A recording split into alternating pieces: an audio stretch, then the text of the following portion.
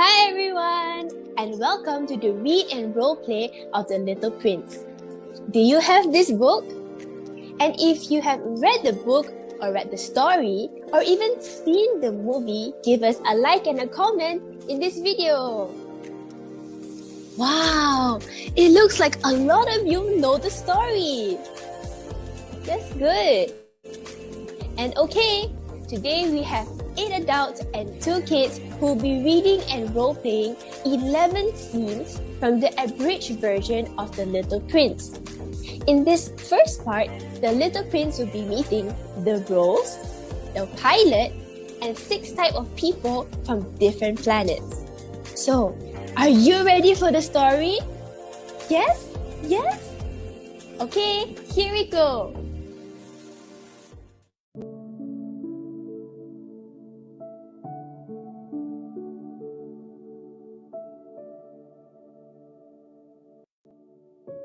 Once, when I was 6 years old, I saw a magnificent picture in a book called True Stories from Nature.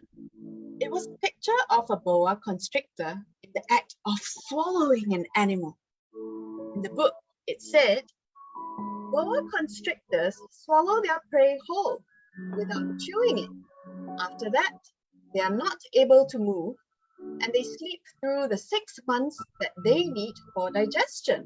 And after some work, with a colored pencil, I made my first drawing.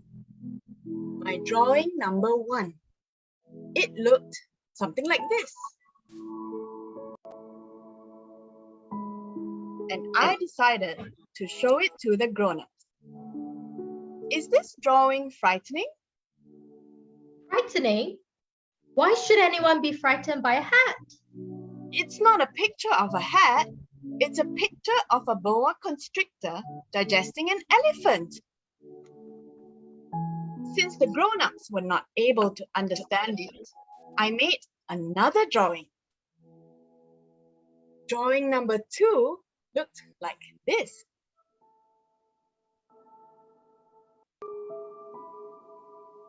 And now, does this drawing frighten you? You better stop drawing and devote yourself instead to geography, history, arithmetic, and grammar. So, at the age of 6, I gave up what might have been a great career as a painter. Grown-ups never understand anything by themselves, and it is tiresome for children to be always explaining things to them.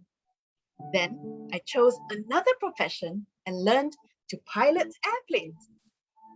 In my trips, whenever I met one grown-up who seemed intelligent, I tried the experiment of showing him my drawing number 1. I would try to find out if this was a person of true understanding. But whoever it was, he or she would always say, That is a hat. then I would never talk to that person about boa constrictors or forests or stars. I would bring myself down to his level.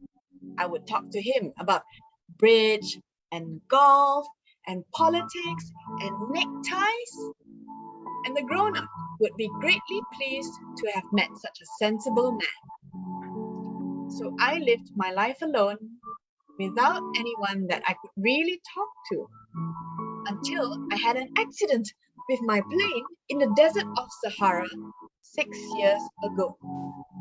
Something was broken in my engine, and as I had with me neither a mechanic nor any passengers, I set myself to repair my plane all alone. I did not even have drinking water to even last me a week. And since I landed, I've seen nothing but sand. Thus, you can imagine my amazement at sunrise when I was awakened by an odd little voice.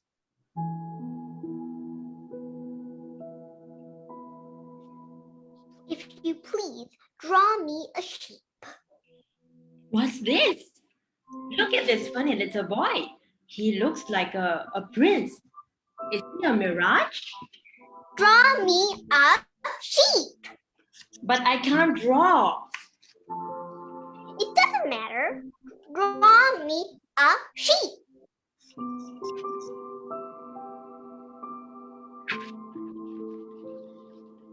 I don't like this one. It's too old. I want the one that will live for a long time.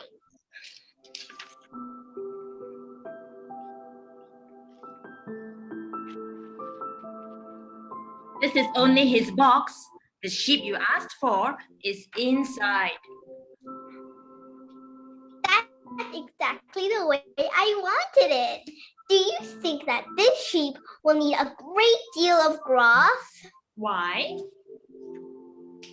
Because where I live, everything is very small. There will surely be enough grass for him. It's a very small sheep that I've given you. Not so small. Look, he's gone to sleep. So, what are you doing here? And you, do you live on this desert? What is that object? This? That is not an object. It flies. It is an airplane. It is my airplane. What, you dropped down from the sky? Yes. Oh, that's funny. So you too come from the sky, which is your planet? Do you come from another planet?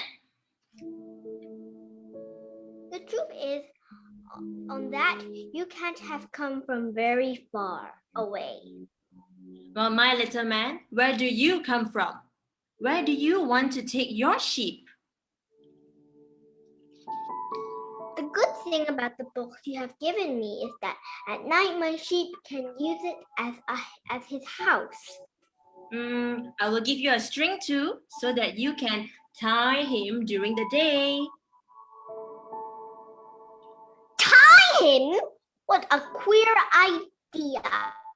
But if you don't tie him, he will get lost.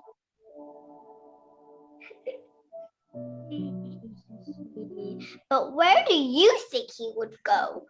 Where I live, everything is so small.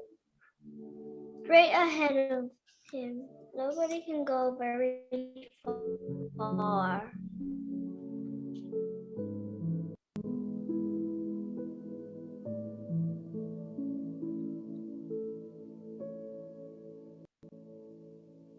The little prince and the pilot are sitting on the sand looking at the sky. I'm very fond of sunsets. Come, let's look at a sunset now. Oh, but we must wait Wait for what? for the sunset.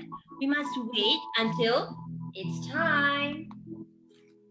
I'm always thinking that I'm at home, on my planet. When you want to see a sunset, all you need to do is move your chair a few steps. One day I saw a sunset 44 times. You love sunsets when you are sad.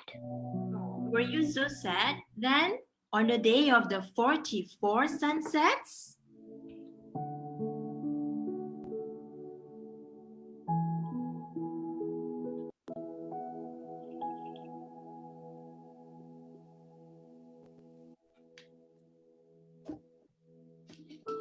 I had thus learned a second fact of great importance. This was that the planet the little prince came from was scarcely any larger than a house.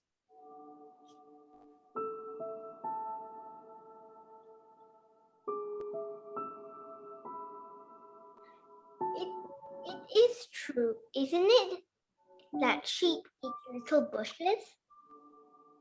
Yes, that is true. I am glad. Then they also eat baobabs. I pointed out to little prince that baobabs were not little bushes, but on the contrary, trees as big as castles. And that even if he took a whole herd of elephants away with him, the herd would not eat up one single baobab. The idea of the herd of elephants made the little prince laugh.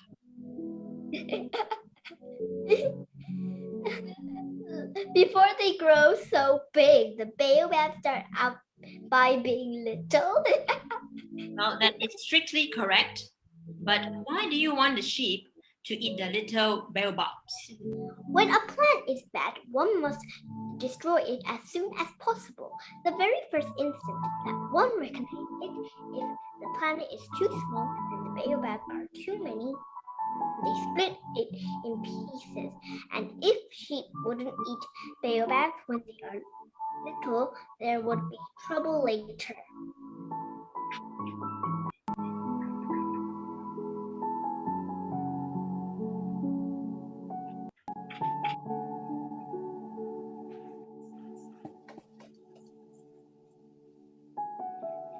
Does a sheep eat flowers too?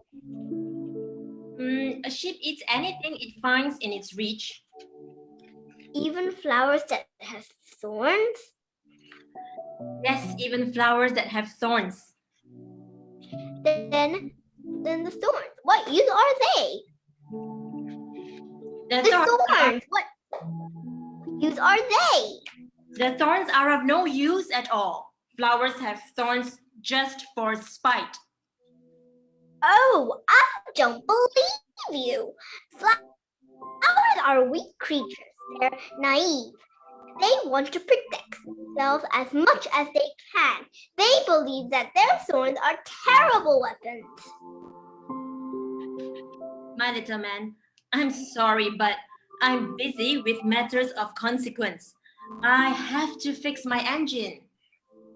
Matters of consequence? You talk just like the grown-ups. You confuse everything. I know a certain red-faced gentleman. He has never smelled a flower. He has never looked at a star. He has never loved anyone. He has never done anything in his life but add up figures. And all day he says over and over, just like you, I am busy with matters of consequence. And that makes him proud. He's not a man, he is a mushroom. What? A mushroom. You don't understand. I'm sorry, I don't understand. Will you tell me your story, little prince, please? If you want me to, here is my story.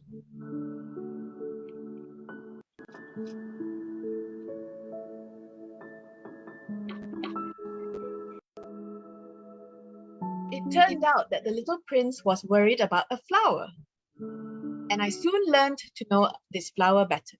On the little prince's planet, the flowers had always been very simple. They had only one ring of petals. They took up no room at all. They were a trouble to nobody. One morning, they would appear in the grass, and by night, they would have faded peacefully away. But one day, from a seed blown from no one knew where, a new flower had come up, and the little prince had watched very closely over this small sprout, which was not like any other small sprouts on his planet.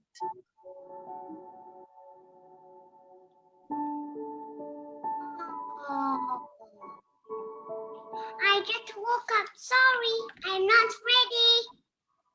Oh, how beautiful you are. Really? I was born same time as the sun. Is there anything I could do for you? I guess so. Can you bring me some water? It's time for breakfast.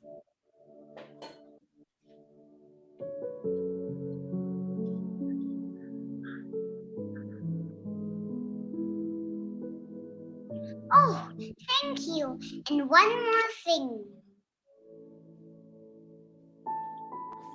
I'm terrified of the cold. Could you find some screen for me?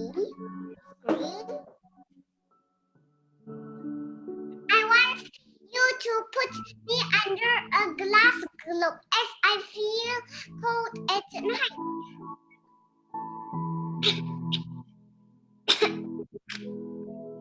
I fear nothing, not even tigers, as I have thorns to protect myself. I am only scared of the cold.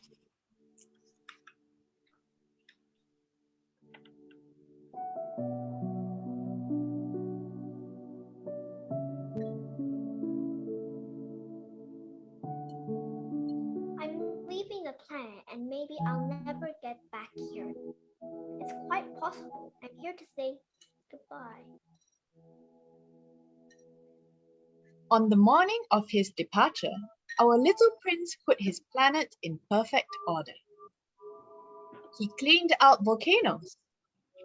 His volcanoes were so small that he used them for heating his breakfast.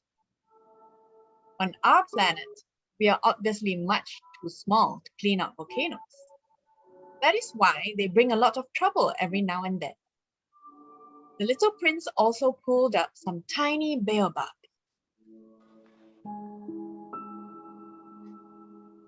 He believed that he would never want to return. But on this last morning, when he watered the flower for the last time and prepared to place her under her glass globe, he realized that he was very close to tears.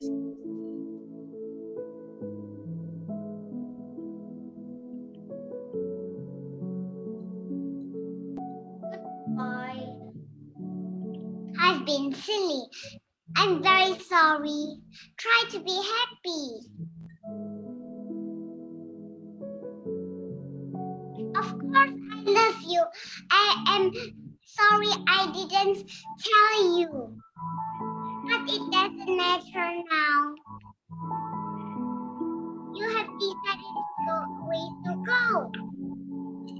But who's going to look after you? Water you, talk to you. Don't worry about me. I'll make friends with caterpillars and the butterflies. Now go. I don't want you to see me crying. I shouldn't have run away from my rose. She had only few thorns to protect herself from danger. But then, when I was leaving her, I was too ignorant to know how to love her.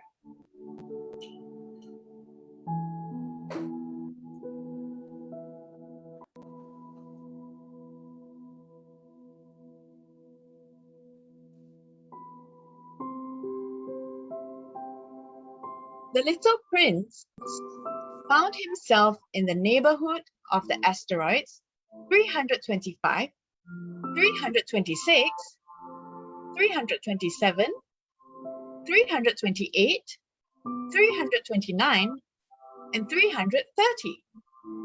He began, therefore, by visiting them in order to add to his knowledge. The first of them was inhabited by a king. Here is a subject. You call me a subject if you've never seen me before. Approached so that I may see you better.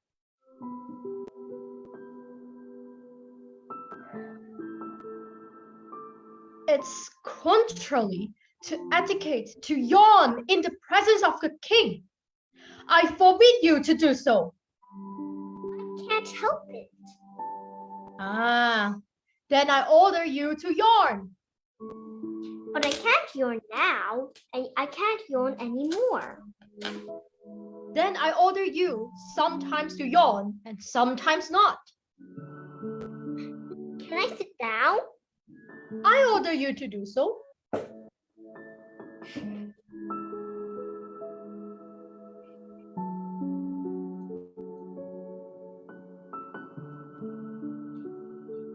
Will you excuse my asking you a question? I order you to ask me a question. Over what do you rule? Over everything. Over all the planets and stars. And do the stars obey you? Certainly they do. So could you do me a favor and order a sunset? I'd love to see one now. If I ordered a general to fly from one flower to another like a butterfly, or to change himself into a seabird, and if the general didn't carry out the order that he received, which one of us would be the wrong? The general or myself? You! Exactly. One must require from the other the duty which can be performed. How about my sunset? I can order that, but we must wait until the conditions are favorable. When will that be? In the evening. I'm And you'll sorry, see but I how... can't. Oh, don't go. I will make you a minister. Minister of what?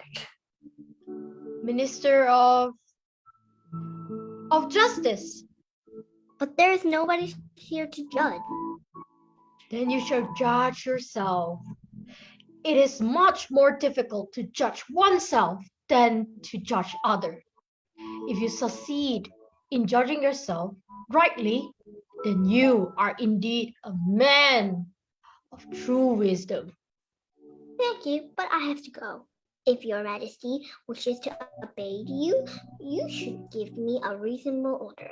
So you should order me to be gone by the end of 1 minute. It seems to me that conditions are favorable.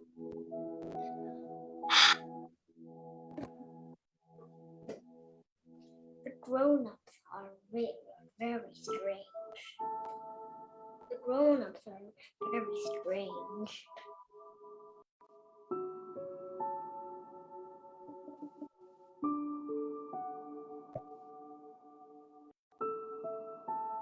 The little prince continues his journey. He visits another planet inhabited by a man with a mirror.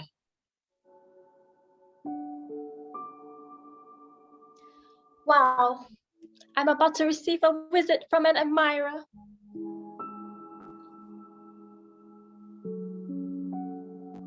Good morning. That is a queer hat you are wearing. It is a hat for salutes. It is to raise in salute when people come acclaim me. Unfortunately, nobody at all ever passes this way. Yes. Clap your hands, one against the other.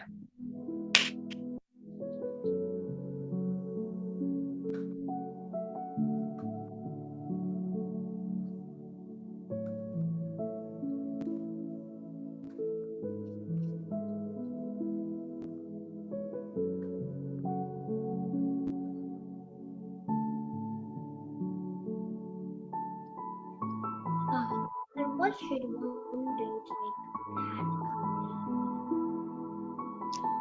Do you admire me? What does it mean, admire?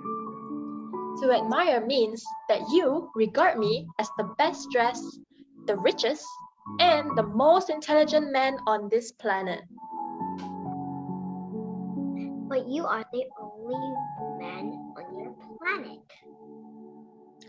Do me this kindness and admire me just the same.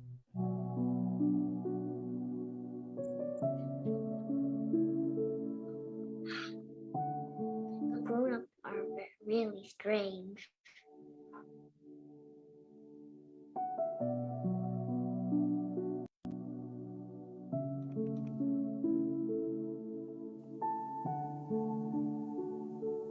The next planet was inhabited by a Tippler. Now, this was a very short visit.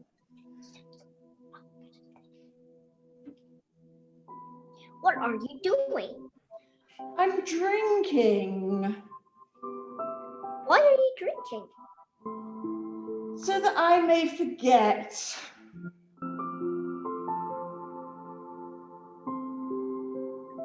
Forget what? Forget that I'm ashamed. Ashamed of what?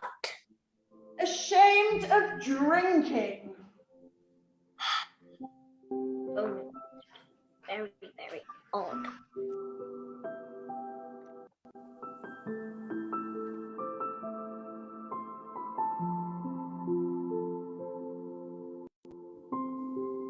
The little prince thought that all the grown-ups were very odd indeed. Now the fourth planet belonged to a businessman. This man was so much occupied that he did not even see the little prince when he arrived. Good morning. What are you doing? 3 and 2. Oh, sorry. During the 54 years that I've inhabited this planet, I've been disturbed only 3 times. The first time was 22 years ago, when some goose fell from goodness knows where, and I made 4 mistakes in my addition. The second time, 11 years ago, I was disturbed by an attack of rheumatism. I don't get enough exercise. I have no time for loafing. The third time, well, this is it. What are you counting? The little objects that you see in the sky. 12 and 3 make 15. And what do you do with the stars? What do I do with them? I own them. How come? Well, they belong to me because I was the first person to think of it. When you find a diamond that belongs to nobody, it's yours. When you discover an island that belongs to nobody, it's yours. When you get an idea before anyone else, you take out a patent on it. It's yours. That is why I own the stars, because nobody else before me ever thought of owning them. Yes, that's true. And what do you do with them? I administer them. I count them and recount them. It's difficult, but I'm a man who's naturally interested in matters of consequence. I myself own a flower. I used to water it every day.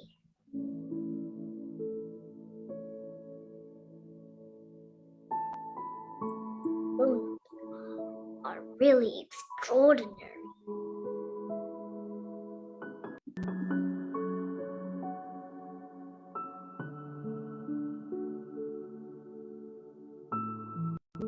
The fifth planet was very strange. It was the smallest of all. There was just enough room on it for a street lamp and a lamplighter. Good morning. Why have you just put on out your lamp? Those are the orders. Good morning. What orders? The orders are that I put out my lamp.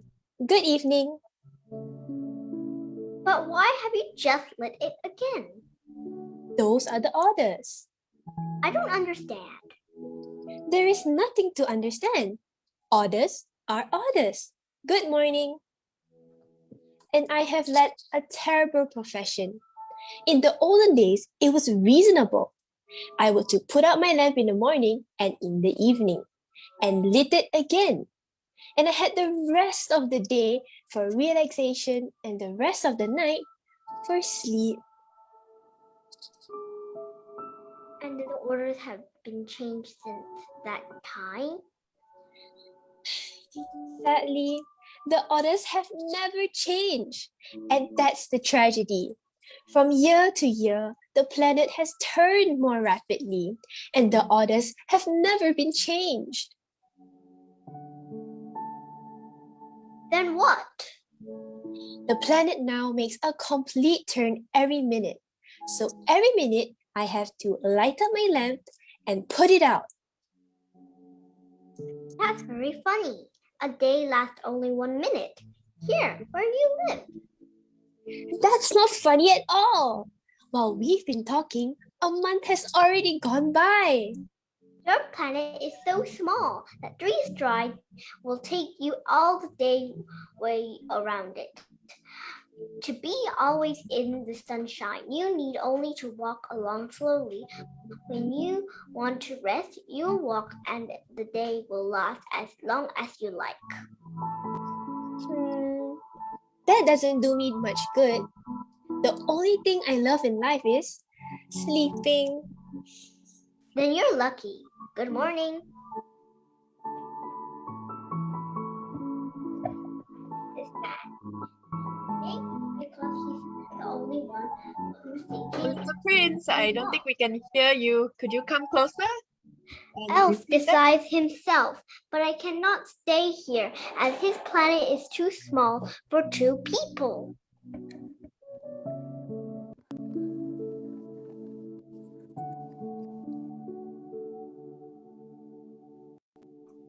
So far, the only person the little prince has liked is the Lamplighter because the only one who thinks of someone else besides himself.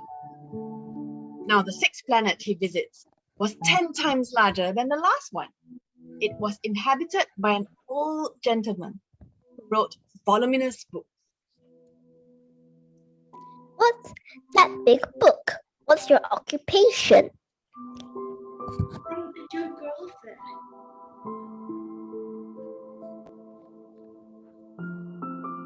What's a geographer? A geographer is a scholar who knows all the locations, the rivers. Oh, Geographer, I don't think the little prince can hear you. Could you come closer? Could you repeat that, please? A geographer is a scholar who knows all the locations of seas, rivers, mountains, towns, and deserts.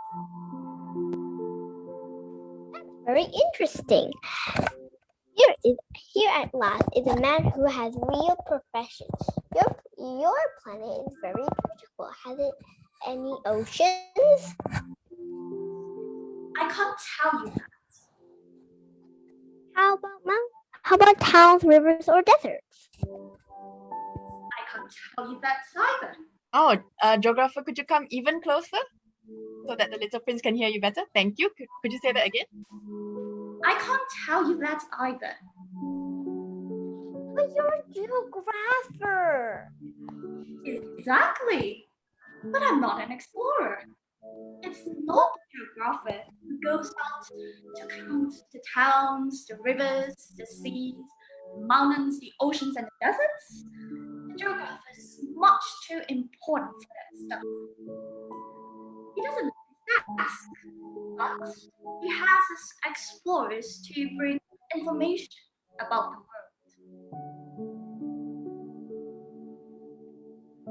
Who can be an explorer? A man of good character, someone trustworthy, an explorer who told lies would bring disaster on the books of a geographer, so would an explorer who drank too much. Why that? Because drunk men see double. Then the geographer would note down 2 mountains in a place where there was only one. Oh, on my planet, I have a flower.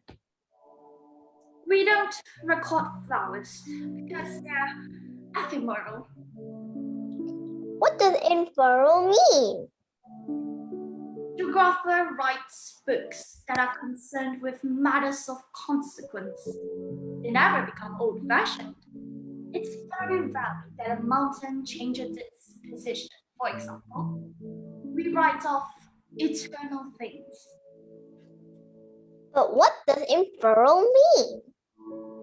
It means which is in danger of disappearing. My flower is ephemeral, and I've left her on my planet all alone.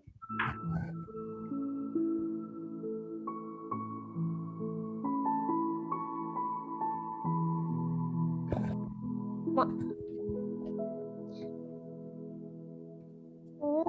place do you advise me to visit now?